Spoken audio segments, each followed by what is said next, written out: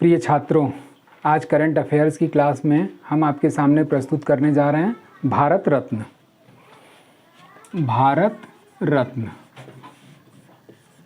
और ये जो भारत रत्न होता है, ये भारत रत्न जो है वो आपका धर्म, जाति, लिंग या जन्म स्थान को इग्नोर करते हुए, मतलब इन सारी चीज़ों को हटाते हुए भारत के किसी भी नागरिक को जो भारत में अपना सर्वश्रेष्ठ योगदान रखता है, विशेष योगदान रखता है, उसको भारत रत्न प्रदान किया जाता है। अब इस भारत रत्न के जनरल नॉलेज को लेते हुए तब हम लोग करंट अफेयर्स पे आएंगे कि किन किन लोगों को भारत रत्न से सम्मानित किया गया है। तो अब इसमें जो जनरल नॉलेज के जो पॉइंट्स बनते हैं, जो जनरल नॉलेज के संबंध में जो क्वेश्चन उठते हैं, उसके संबंध में पहले हम लोग देख लेते हैं। तो इसमें भारत रत्न में आपका पहला पॉइंट निकल जाता है कि यह देश का सर्वोच्च नागरिक सम्मान, यह देश का सर्वोच्च नागरिक सम्मान होता है।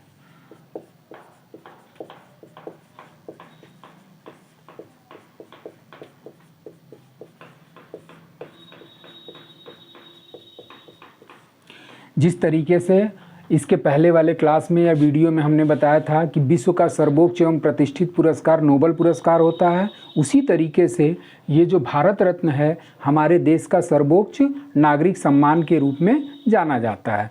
उसके बाद से इस पुरस्कार की शुरुआत, इसकी जो शुरुआत की गई वो शुरुआत हुई थी आपका 1954 में, और 1954 में जब इसकी शुरुआत की गई तो इसमें ये कहा गया था कि मरणोपरांत व्यक्तियों को यह पुरस्कार प्रदान नहीं किया जाएगा, भारत रत्न केवल जीवित व्यक्तियों को ही दिया जाएगा या सम्मानित किया जाएगा।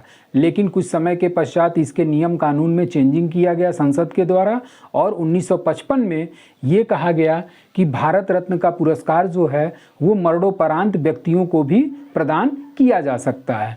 तो इस तरीके से इसकी शुरुआत 1954 में, और यह मरणोपरांत व्यक्तियों को भी प्रदान किया जाता है। तीसरा इसमें जो पॉइंट निकल करके आता है कि प्रदान किया जाता है, तो ये प्रदान किसके द्वारा किया जाता है?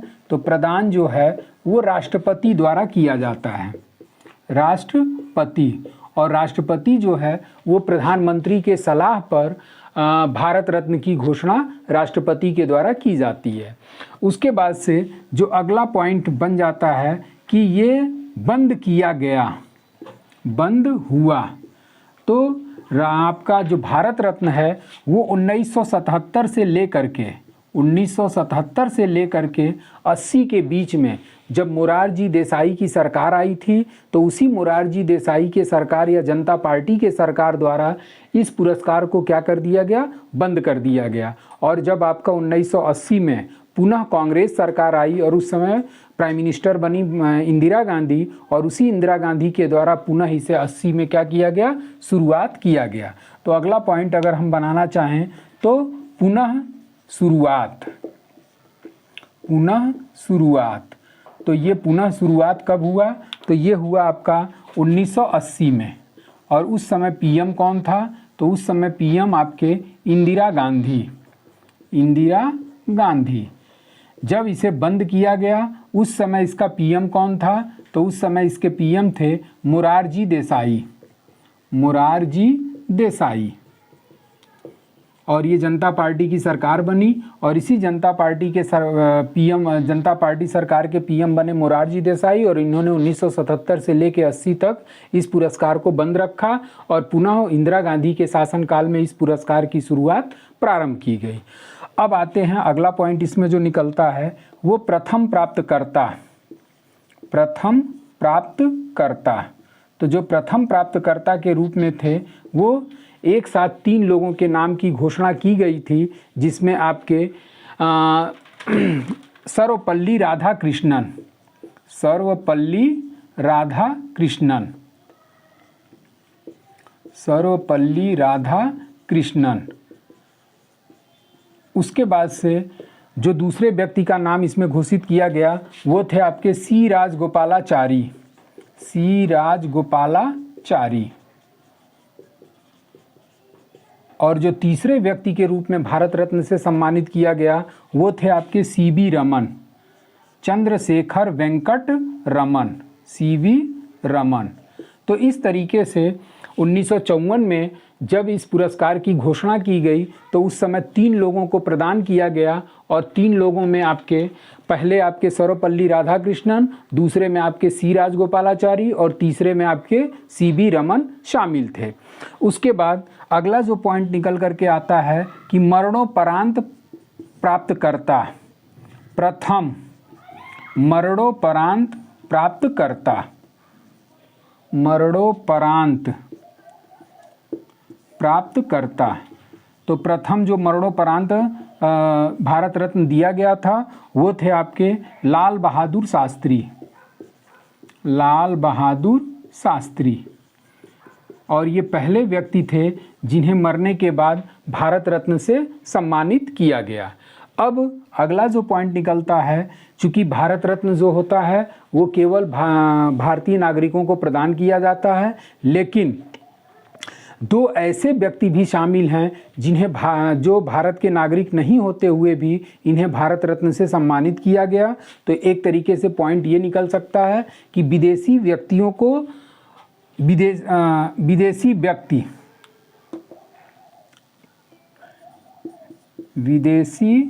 व्यक्ति जिन्हें भारत रत्न दिया गया, तो पहले में आपका नाम आ जाता है खान अब्दुल गफ्फार खां, खान अब्दुल गफ्फार खां। और दूसरे नाम आपका आ जाता है नेल्सन मंडेला, नेल्सन मंडेला। तो इस तरीके से ये 2 ऐसे विदेशी व्यक्ति हैं जिन्हें भारत रत्न से सम्मानित किया गया है, खान अब्दुल गफ्फार खां, खान अब्दुल गफ्फार खां। और ये किस देश के नागरिक थे? तो पाकिस्तान के नागरिक थे, पाकिस्तान। चूँकि इनका जन्म भारत में हुआ था और भारत में जन्म होने के पश्चात जब भारत पाकिस्तान का विभाजन हुआ तो ये खान अब्दुल गफ्फार खां पाकिस्तानी नागरिकता ग्रहण कर लिए। उसके बाद भी चूँकि इनका योगदान भारत में रहा, इस कारण से इन्हें भारत रत्न से सम्मानित किया गया। दूसरे जो व्यक्ति हैं आपके वो हैं नेल्सन मंडेला। और नेल्सन मंडेला जो हैं ये दक्षिण अफ्रीका देश के थे। तो इस तरीके से अब तक 2 विदेशी व्यक्तियों को भारत रत्न से सम्मानित किया गया। एक आपके खान अब्दुल गफ्फार खां जिन्हें उपनाम के रूप में आपका सीमांत गांधी के नाम से भी जाना जाता है। उसके बाद से नेल्सन मंडेला जिन्हें दक्षिण अफ्रीका का गांधी के नाम से भी जाना जाता है। अब जो अगला पॉइंट निकलता है वो ये है कि एकमात्र व्यक्ति, अगला पॉइंट, एकमात्र व्यक्ति जिनके नाम की घोषणा की गई और बाद में भारत सरकार द्वारा इनके नाम को वापस ले लिया गया। तो पॉइंट में ये हो सकता है कि नाम वापसी वाले एकमात्र व्यक्ति, एकमात्र व्यक्ति, तो वो थे आपके सुभाष चंद्र बोस, सुभाष चंद्र बोस।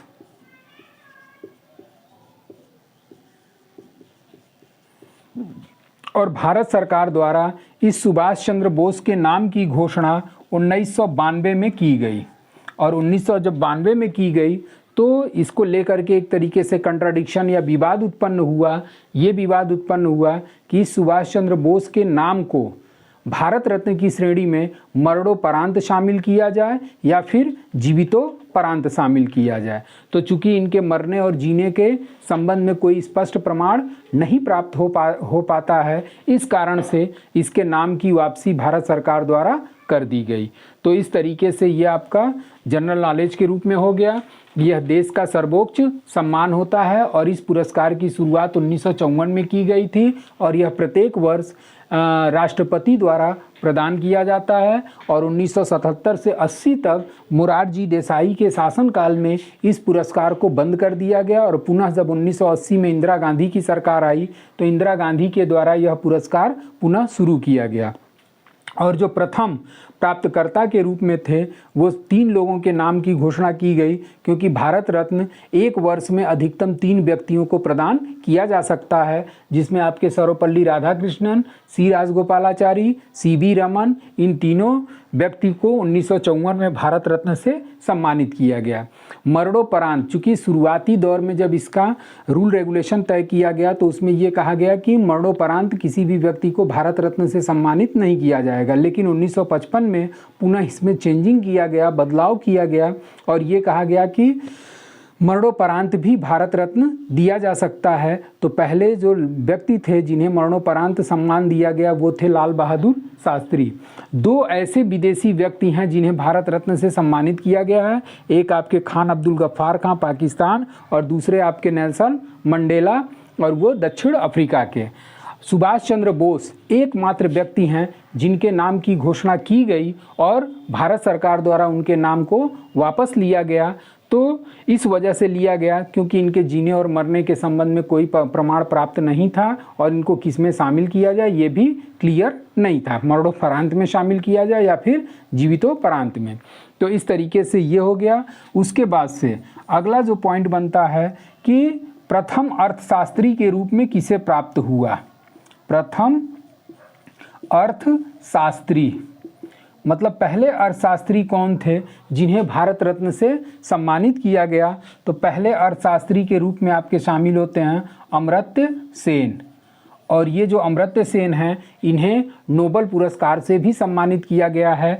तो पहले अर्थशास्त्री अमर्त्य सेन जिन्हें भारत रत्न से सम्मानित किया गया। उसके बाद से जो अगला पॉइंट बन जाता है प्रथम खिलाड़ी। प्रथम खिलाड़ी मतलब पहला ऐसा खिलाड़ी कौन था जिसे भारत रत्न से सम्मानित किया गया। तो पहले खिलाड़ी के रूप में आपके हैं सचिन तेंदुलकर। सचिन तेंदुलकर, और ये जो सचिन तेंदुलकर हैं इन्हें ये भारत के पहले खिलाड़ी हैं, प्लेयर हैं जिन्हें भारत रत्न से सम्मानित किया गया। और इस सचिन तेंदुलकर पे चाहें तो एक पॉइंट और जनरल नॉलेज के रूप में ले सकते हैं कि सबसे कम उम्र में प्राप्तकर्ता, सबसे कम उम्र में प्राप्तकर्ता, उम्र में प्राप्तकर्ता। और ये भारत रत्न 40 वर्ष की अवस्था में, 40 वर्ष की अवस्था में इन्हें भारत रत्न से सम्मानित किया गया, जो अब तक के सबसे कम उम्र के भारत रत्न प्राप्त करता है। क्योंकि अभी हम आपको लोगों को भारत रत्न कितने लोगों को किस सन में कब कब दिया गया इसकी लिस्ट मैं प्रोवाइड कराऊंगा, और उस लिस्ट में सबसे कम उम्र का जो व्यक्ति है जिसे 40 वर्ष की अवस्था में भारत रत्न दिया गया वो हैं आपके सचिन तेंदुलकर। उसके बाद से अब आ जाते हैं कि सबसे अधिक उम्र में, अब जब सबसे कम उम्र का हो गया तो अगला पॉइंट ये हो जाता है कि सबसे अधिक उम्र में प्राप्तकर्ता, सबसे अधिक उम्र में प्राप्तकर्ता, उम्र में प्राप्तकर्ता। तो सबसे अधिक उम्र में प्राप्त करने वाले जो व्यक्ति हैं वो हैं आपके DK कर्वे, DK कर्वे। और ये जो DK कर्वे हैं इन्हें 100वें वर्ष, जब ये 100वां जन्मदिन अपना मनाए थे उसी 100वें वर्ष में इन्हें डुंडो केशव कर्वे को भारत रत्न से सम्मानित किया गया। उसके बाद से जो अगला पॉइंट बन जाता है कि प्रथम गायिका कौन थी जिसे भारत रत्न से सम्मानित किया गया। प्रथम गायिका, तो प्रथम गायिका जिन्हें भारत रत्न से सम्मानित किया गया वो हैं आपकी MS सुब्बा लक्ष्मी, MS सुब्बा लक्ष्मी। उसके बाद से जो अगला इस पे पॉइंट्स बन जाता है कि प्रथम अभिनेता कौन था जिन्हें भारत रत्न से सम्मानित किया गया। प्रथम अभिनेता, तो प्रथम अभिनेता के रूप में MG रामचंद्रन, MG रामचंद्रन ये प्रथम अभिनेता थे जिन्हें भारत रत्न से सम्मानित किया गया। तो इस तरीके से ये आपका जनरल नॉलेज हो गया। इसके अलावा अब देखते हैं कि भारत रत्न में प्रदान क्या किया जाता है। तो भारत रत्न में आपका प्रदान करने के लिए पीपल के पत्ते के आकार का ताम्रपत्र होता है।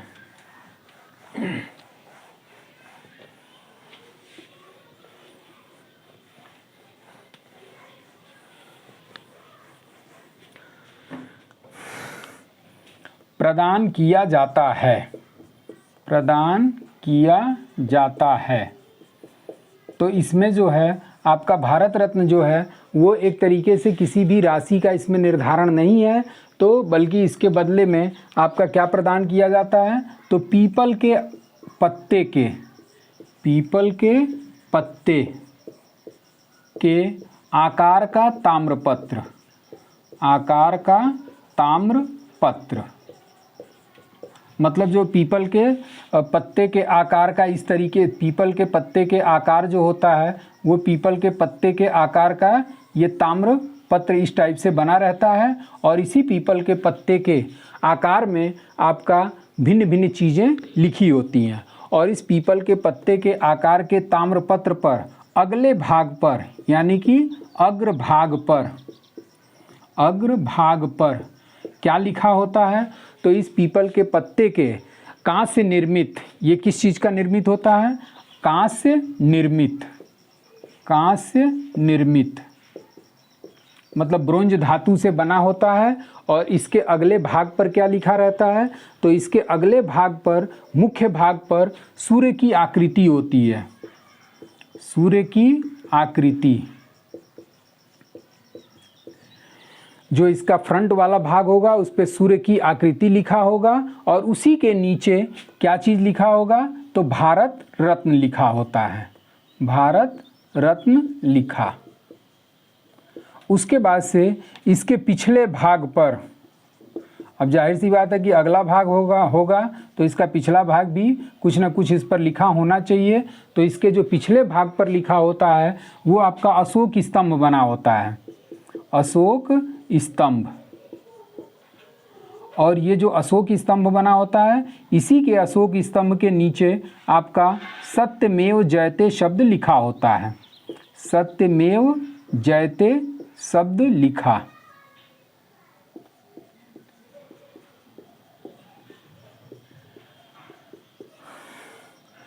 और ये जो सत्यमेव जयते शब्द है, ये सत्यमेव जयते शब्द किस उपनिषद से लिया गया, अक्सर आपकी परीक्षाओं में क्वेश्चन पूछ देता है। तो सत्यमेव जयते शब्द लिया गया है या ग्रहण किया गया है, ये आपका मुंडको उपनिषद से ग्रहण किया गया है, मुंडको उपनिषद से ग्रहण।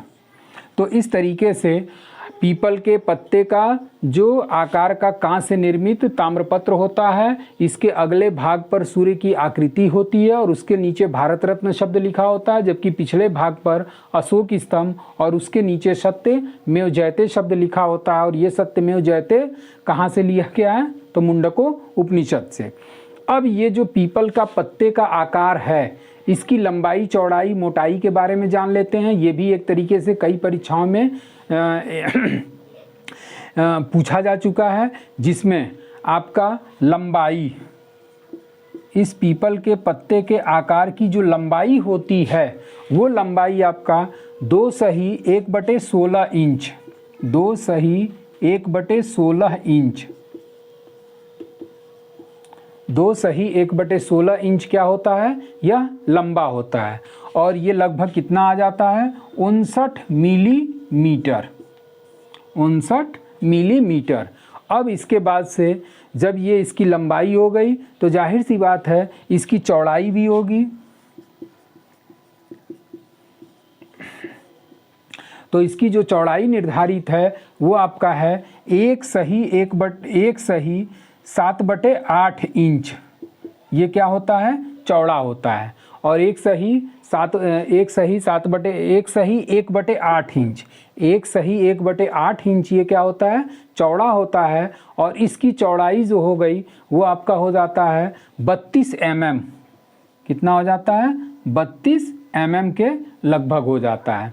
उसके बाद से अब इसकी मोटाई कितनी होगी, तो इसकी मोटाई भी निर्धारित है। और इसकी मोटाई जो निर्धारित है वो है आपका 1/8 इंच, 1/8 इंच ये मोटाई होती है। और इस 1/8 इंच मोटाई हो गई। तो इस तरीके से आपका जो ये पीपल के पत्ते के आकार का जो भारत रत्न दिया जाता है, इसकी लंबाई आपका 2 सही 1/16 इंच लंबा होता है, 1 सही 1/8 इंच चौड़ा होता है, और उसके बाद से इसकी मोटाई होती है आपका 1/8 इंच, और ये एक सफ़ेद रिबन में बंधा होता है, सफ़ेद रिबन। और ये जो सफ़ेद रिबन होता है, इसकी जो चौड़ाई होती है वो आपका 2 इंच चौड़ा होता है, 2 इंच चौड़ा, ताकि इस रिबन को गले में क्या किया जा सके, पहना करके उसे सम्मानित किया जा सके। तो इस तरीके से ये आपका पीपल के जो भी इसका ताम्रपत्र दिया जाता है या जो मेडल दिया जाता है, उसकी लंबाई, चौड़ाई, मोटाई और सफ़ेद रिबन में बंधा होता है। ये सारी चीज़ें आपके सामने हमने प्रस्तुत कर दिया। अब आपका इस भारत रत्न से क्या क्या फ़ायदे होते हैं, मतलब कि भारत रत्न अगर कोई प्राप्त करता है तो उस व्यक्ति को क्या क्या फैसिलिटी दी जाती है। तो इस फैसिलिटी के संबंध में पढ़ लेते हैं कि भारत रत्न से प्राप्त होने वाली सुविधाएं, भारत रत्न से प्राप्त होने वाली सुविधाएं। तो सुविधाओं में ये पहला है कि life time income tax free, life time आजीवन जो है वो क्या होता है, आजीवन आयकर से मुक्ति।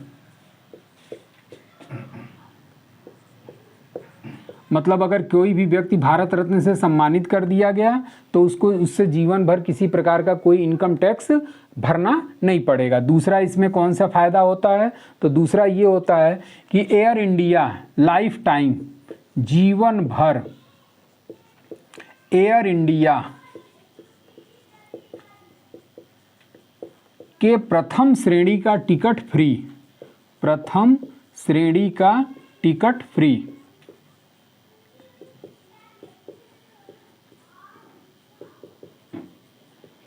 उसके बाद से तीसरा लाभ इसमें क्या प्राप्त होता है, तो तीसरा लाभ ये प्राप्त होता है कि अगर उन्हें ज़रूरत है तो ज़रूरत पड़ने पर जेड श्रेणी की सुरक्षा प्रदान की जाती है, सुरक्षा प्रदान। उसके बाद से चौथा इसमें लाभ क्या होता है, तो चौथा लाभ ये होता है कि राजकीय यात्रा पर अगर वो गए हुए हैं तो उन्हें स्टेट गेस्ट के रूप में माना जाएगा। मतलब कि राजकीय यात्रा पर उन्हें राज्य मेहमान के रूप में आवाभगत किया जाएगा, राज्य मेहमान के रूप में आवाभगत के रूप में स्वागत या फिर कह सकते हैं आवाभगत। ठीक। उसके बाद से पांचवा लाभ उसे क्या प्राप्त होता है, तो पांचवा लाभ ये होता है कि विदेशी यात्रा पर अगर वो विदेशी यात्रा पर गए हुए हैं, विदेशी यात्रा पर अगर वो जाते हैं तो भारतीय दूतावास द्वारा उन्हें सुविधाएं दी जाती हैं, भारतीय दूतावास द्वारा सुविधाएं।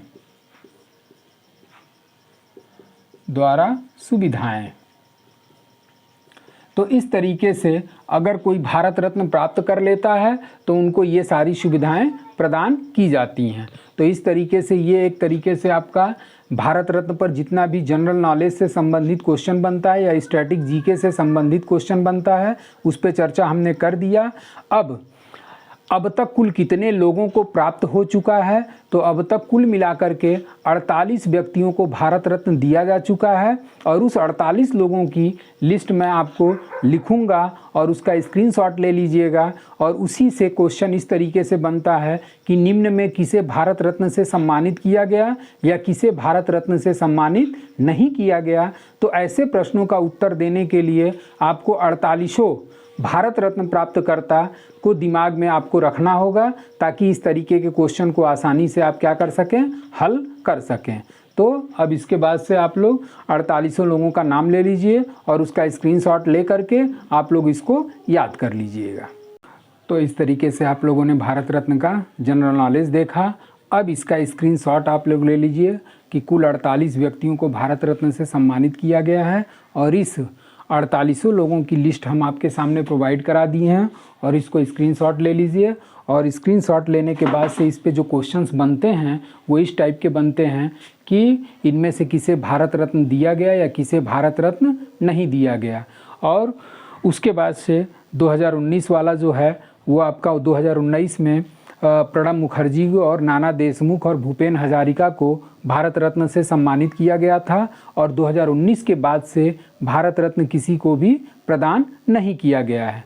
अब लास्ट वाला थोड़ा सा मैं इसको डिस्क्राइब कर देता हूँ कि प्रणब मुखर्जी जो थे, ये प्रणब मुखर्जी आपके पश्चिम बंगाल के निवासी थे और पश्चिम बंगाल के निवासी के साथ साथ ये कैबिनेट मंत्रालय में भी इनका योगदान रहा है। इसके साथ साथ ये 2012 से लेकर के 2017 तक आपके राष्ट्रपति के रूप में भी कार्य किए हुए हैं। और ये किस क्रम के राष्ट्रपति बने थे, अगर इसको जानना हो तो राष्ट्रपति का क्रम ट्रिक के माध्यम से हमने बताया है। आप उस राष्ट्रपति के चैप्टर में जा कर के इसका क्रम आप लोग देख सकते हैं।